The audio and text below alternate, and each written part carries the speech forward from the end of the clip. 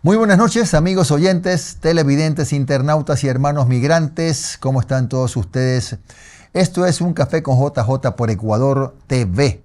Hoy hemos invitado al doctor Daniel Adler, experto internacional en seguridad y prevención del delito, especialista en guerra urbana, máster en estrategias de contrainterrogatorio y negociación de rehenes, ex asesor y auditor presidencial en el Ecuador. Hablaremos de las estrategias, las decisiones que se necesitan en este país para combatir el crimen organizado. Daniel es argentino, conoce Ecuador y por eso lo hemos convidado a que comparta con nosotros este programa. Daniel, buenas noches y nos gustaría conocer de entrada, ¿cuál es tu primera impresión de lo que está pasando en los últimos días, Daniel, respecto de los anuncios del gobierno? Por ejemplo, un trabajo conjunto con Estados Unidos en la frontera sur de Colombia, en alta mar, y además la inversión de 180 millones de dólares en compra de armamentos, de equipos para combatir el crimen organizado, el narcotráfico, etcétera. Así es, Jimmy. Antes que nada, agradecerte a ti y a toda la producción por la invitación.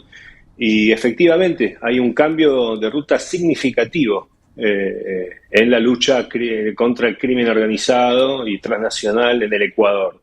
Si bien sabemos que las múltiples organizaciones narcocriminales están utilizando el Ecuador como plataforma de exportación de la cocaína por múltiples motivos, entre ellos porque estamos entre los dos mayores productores de cocaína del planeta, que es Colombia y el Perú, también por la baja gobernabilidad que heredamos de varios gobiernos, entre otras cuestiones. Por otro lado, se ve un cambio de ruta, una declaración de guerra del Estado ecuatoriano a las organizaciones narcocriminales que operan dentro y fuera del Ecuador. Prueba de eso está la llegada del subsecretario de Guerra, Joseph Umier, que bueno, que es una persona que le tengo mucho afecto y que sabemos que es una persona que trabaja muy fuerte en Sur, Centroamérica y el Caribe, en donde Joseph dio casi un ultimátum al Ecuador. Dijo claramente, si Ecuador no pone manos a la acción, Estados Unidos en forma unilateral va a poner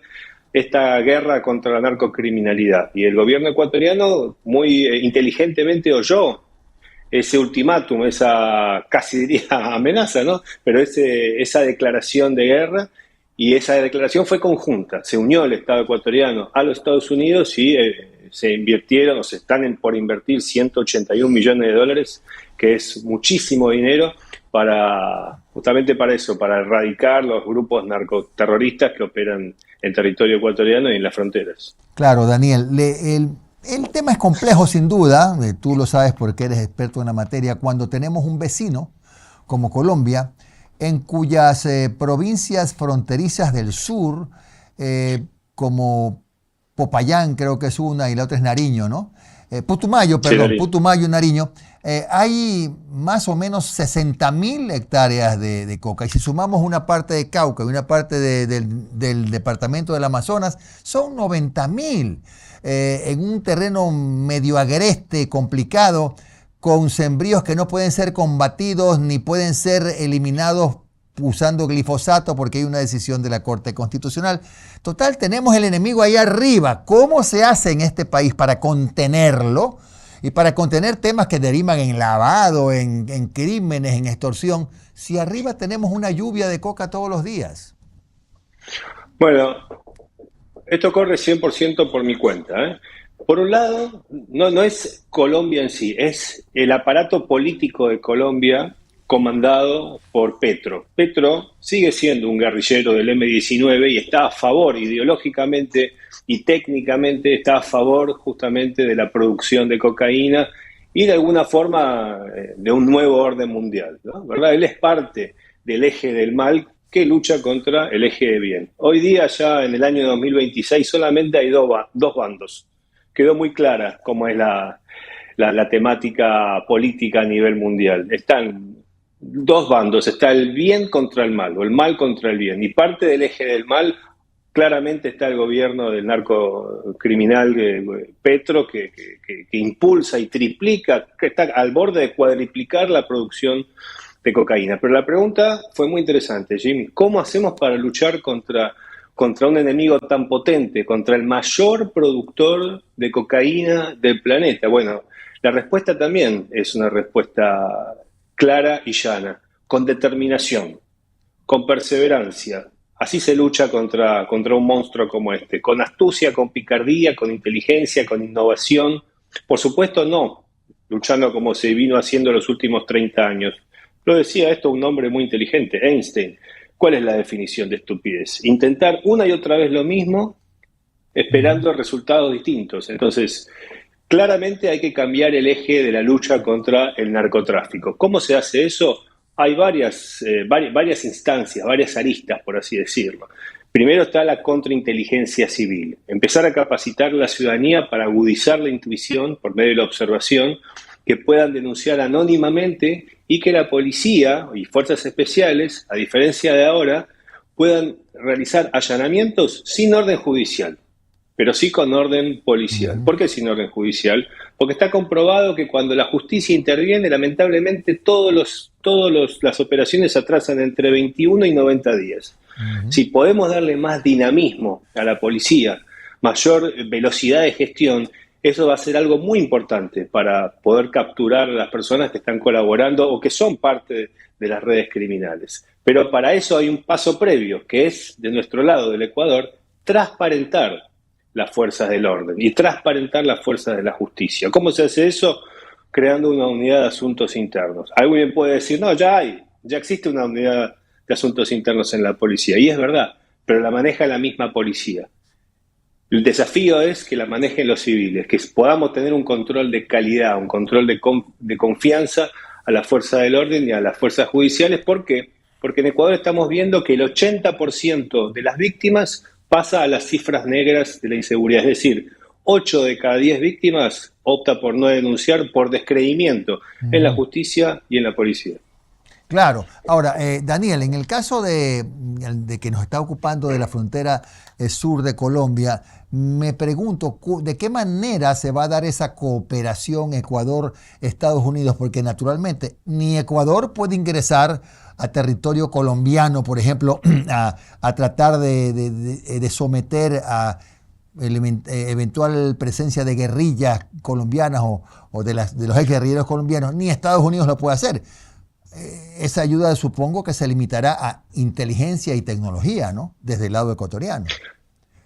Es una muy buena pregunta, Jimmy, que mira que la vengo hablando con medios también internacionales y no me la han hecho, así que te felicito por esa pregunta, porque es muy fácil decir qué es lo que debería hacerse, pero nadie dice el cómo. Bueno, parte del cómo a nosotros nos dio muy buen resultado.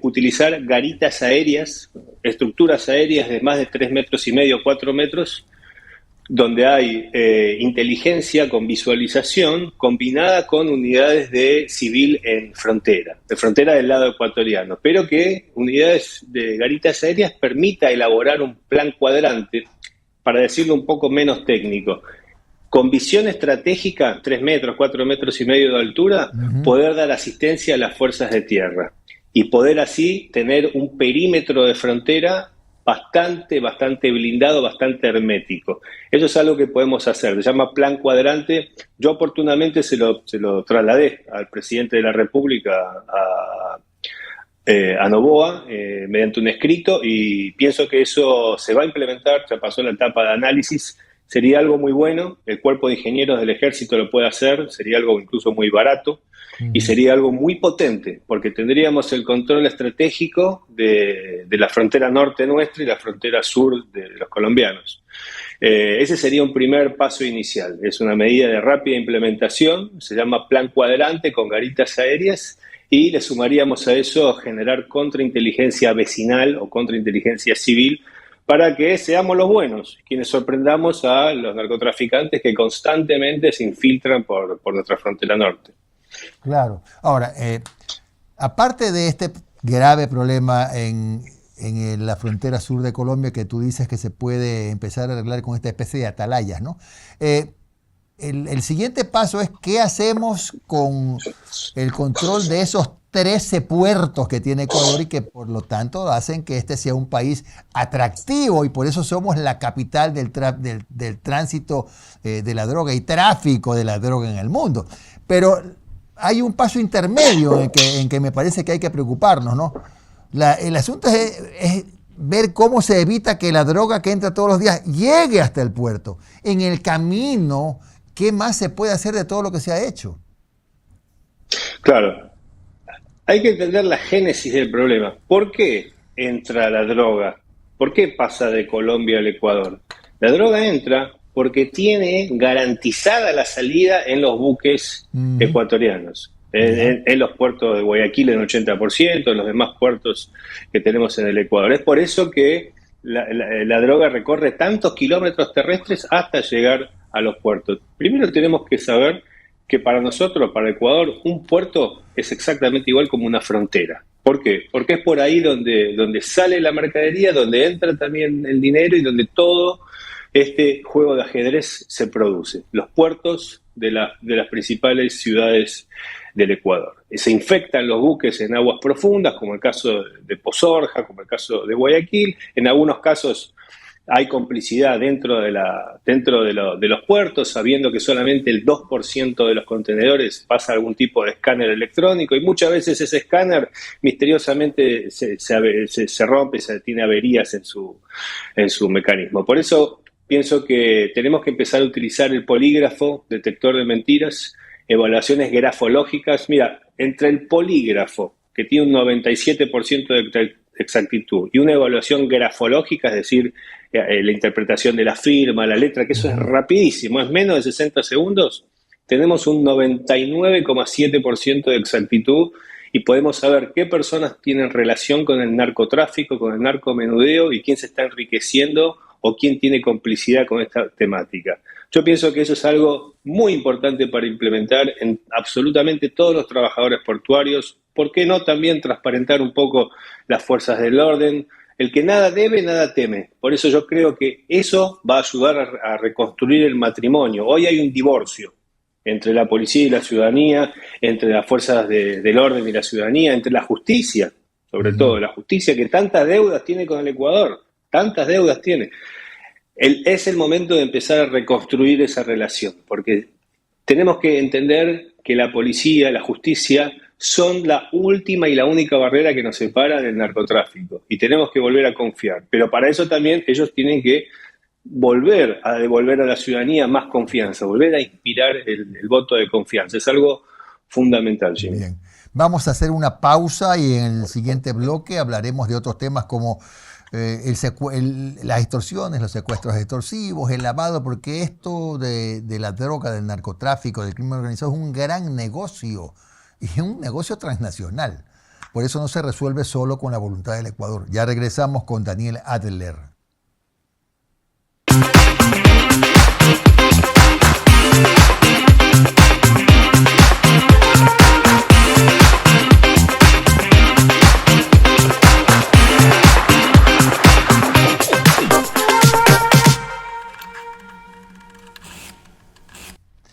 Estamos de regreso con el doctor Daniel Adler, experto internacional en seguridad y prevención del delito, especialista en guerra urbana, máster en estrategias de contrainterrogatorio y negociación de rehenes, ex asesor y auditor presidencial en el Ecuador, conversando de lo que hay que hacer para seguir combatiendo, porque no es que en el gobierno han estado en una hamaca esperando a ver qué pasa. Se está combatiendo, pero es dura la pelea.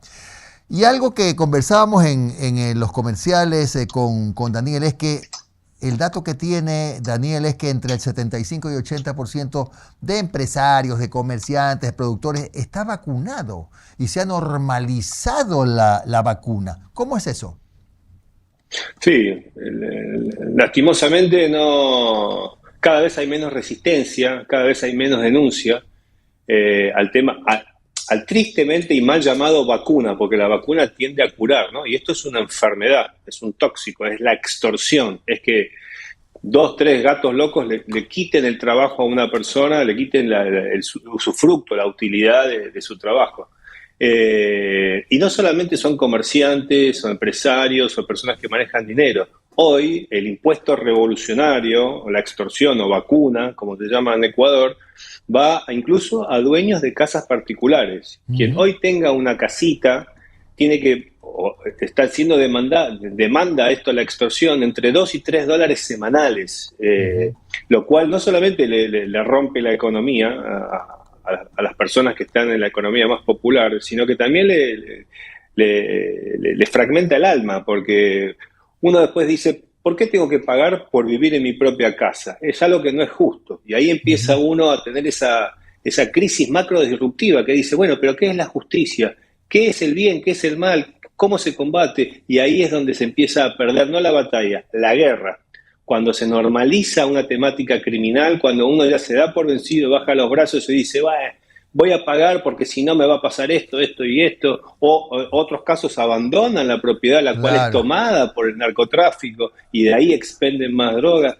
Y como bien decías, Jimmy, y lo hablamos en el corte, más del 80% de todo el territorio ecuatoriano está tomada justamente por extorsionadores, y a nivel mundial es uno de los países que más extorsión tiene en el planeta, es el Ecuador. Claro, también señalando nuevamente pues que es verdad, porque es cierto, que mucha gente del área productiva también tiene que pagar y digamos así, se ha normalizado esto de la extorsión, ¿no? Por eso es que eso ya ha encendido mucho las alarmas respecto de lo que está pasando aquí en el Ecuador, ¿no?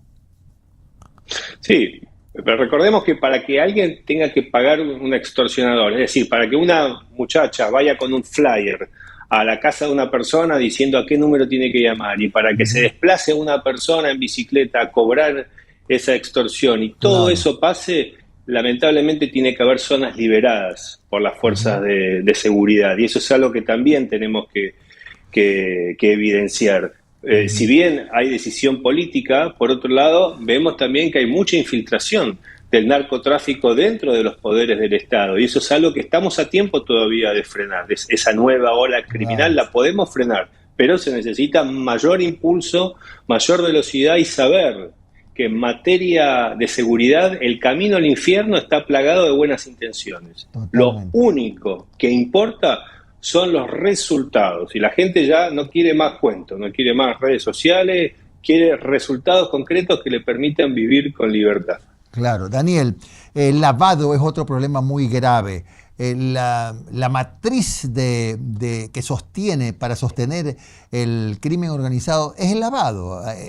Las lavanderías es de donde sale la plata para que puedan seguir actuando, y desgraciadamente es en cierta medida, pienso que Ecuador se está pareciendo un poco, con todo respeto al pueblo de Panamá, a Panamá, ¿no? Donde aquí vemos de repente edificios que se venden en plano y que empiezan las construcciones 100% vendidos, negocios nuevos, qué sé yo, pues discotecas, restaurantes, una cosa bárbara, ¿no? Entonces, ¿qué se hace en el tema del lavado? Tal vez la diferencia con Panamá es que el producto del lavado en Panamá queda en Panamá. En Ecuador, el producto del lavado va a los Estados Unidos, también, a Suiza y a España. Por supuesto no se justifica. El lavado es lavado, es un delito. El lavado de dinero y el terrorismo está puesto en el mismo lado, porque lo que hace el lavado es que permita que haya narcotráfico. Claro. Sí, definitivamente varios puntos del PBI del Ecuador están financiados por el narcotráfico hace muchos años.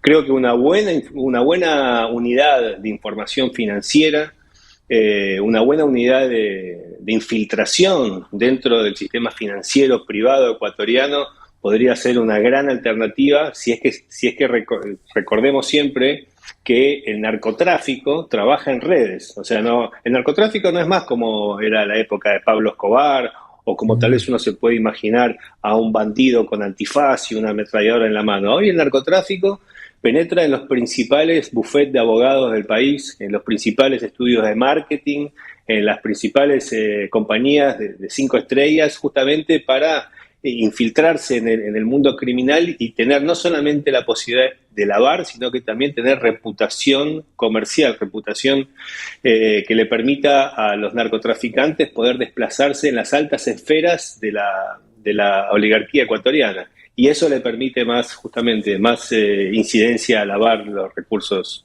Claro, maliciosos que claro. generan. Sí, porque hay que precisar que ya tiene que desaparecer el mito de que el narcotráfico, el microtráfico solo es en los sectores populares. No, no, señor. Este delito de lavado está más bien localizado también en mayor volumen en otras esferas donde se puede mover más rápido y con menos dificultad el dinero, sin duda, Daniel. Ahora, ya hemos más o menos tenemos una especie de diagnóstico, pero tú has hablado en otros medios, te he visto, que has hablado de la reconstrucción del tejido social. A mí particularmente eso de tejido social no termino de entenderlo, pero significa que hay que empezar a trabajar justamente en esas áreas para que los jóvenes, sobre todo que son distraídos por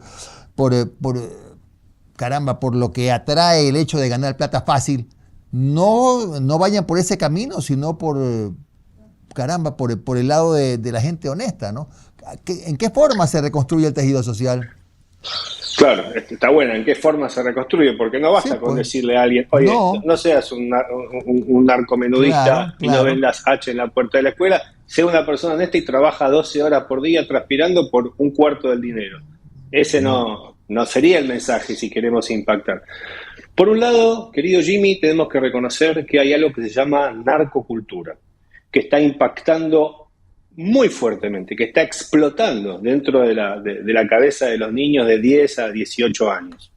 ¿Qué es la narcocultura? Organizaciones criminales que crean contenido específico, contenido millonario, con cámaras de 42 milímetros, pagándole a artistas como el caso de Peso Pluma o todos estos artistas que trabajan para el mundo criminal, para el mundo narcocriminal, en donde se amplifica ese mensaje a millones de personas. Es decir, visualízalo así, mira, desde los cárteles de la droga hasta los celulares de los niños en forma directa llega ese mensaje, que vendiendo droga, que consumiendo droga, que haciendo de campaneros, ¿no? Informando dónde Ujú. está la policía, van a ser felices y van a tener fajos grandes de dólares y un auto 0 kilómetros en la puerta. Bueno, ese mensaje del narcomundo, de la narcocultura, está impactando de lleno en nuestra juventud.